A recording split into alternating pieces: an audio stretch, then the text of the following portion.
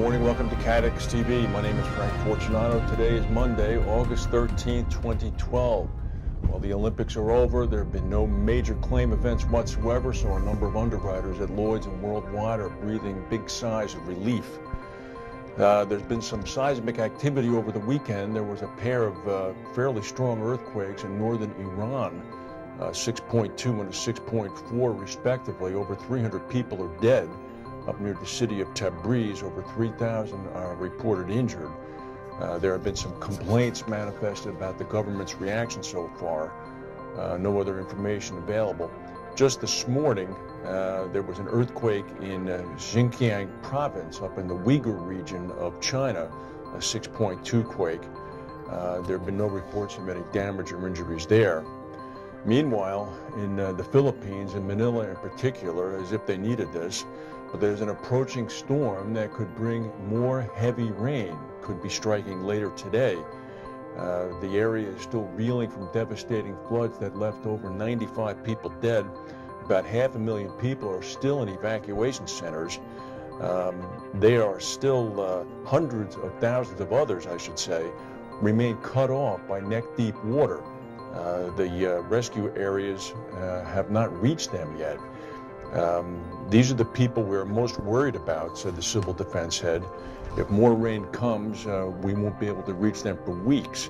There's a tropical depression about 300 miles off the eastern coast of the Philippines, and it's expected to bring heavy rains by Monday night. That's not what they need. There's been some reinsurance broker activity. The German marine insurance broker Clausius Marine this morning announced that it was filing for insolvency. They're based up in Hamburg. This is considered a major problem by German brokers because they think that this move could have a negative impact on the discussions over the European Union's new intermediaries directive. If clients lose money in this case, the brokers fear that it could prompt politicians to go for tighter controls over funds collected or paid out by the broker, which wouldn't be a bad thing. The firm's founder, Hubert Clausius, is apparently well-liked in shipping circles. He's a former master mariner who started his brokerage company. This morning there was a very smoky, deadly fire that broke out 3 stories underground in Seoul, South Korea. It was at the construction site of the new National Museum of Contemporary Art. Killed 4 people. About 18 construction workers were injured, including a man who fell from a construction crane as he was trying to climb down to the ground in the smoke. About 160 firefighters and 30 trucks were dispatched to the scene. They brought the blaze under control in about an hour and a half. In Mumbai, India today, authorities arrested 26 people. 1 person ended up dead.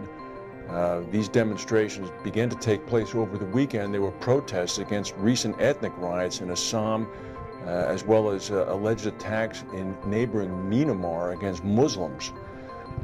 What happened in Mumbai, the financial center of the country, was sort of unusual. It ended up that 45 police personnel in Mumbai were among the injured people. There were only 55 injured, so that means only 10 civilians were injured. So it was quite a ruckus. Just some quick world news. In Cairo, the recently elected Egyptian President Morsi is receiving huge accolades from crowds in Tahrir Square. He fired 2 of the country's top generals, firmly establishing the principle of civilian control over the military in Egypt, of all places. Good for him. Syrian rebels are claiming today that they've downed a Syrian Air Force jet. No confirmation at all. And over the weekend, the presumptive Republican nominee, Mitt Romney, who's frequently been criticized for not having an economic plan in any specificity, picked Paul Ryan, a congressman from Wisconsin, who does have an economic plan with tremendous specificity. So the battle is joined. Reports coming out of Britain, although it was a successful Olympic Games, say that the Games brought less tourist money to the country than officials had expected. A survey of tour operators, hotel owners, and visitor attraction operators found that tourist traffic fell all over Britain, not just London.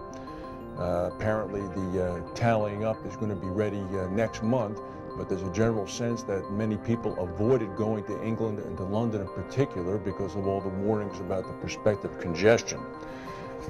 We have found anecdotally that some of that might be the case. Our people in London and others with whom we communicate told me that London was a ghost town during the 2 weeks of the games. That's the news for today. If we have any breaking news, we'll come back and tell you. Thank you for watching, and we'll see you tomorrow.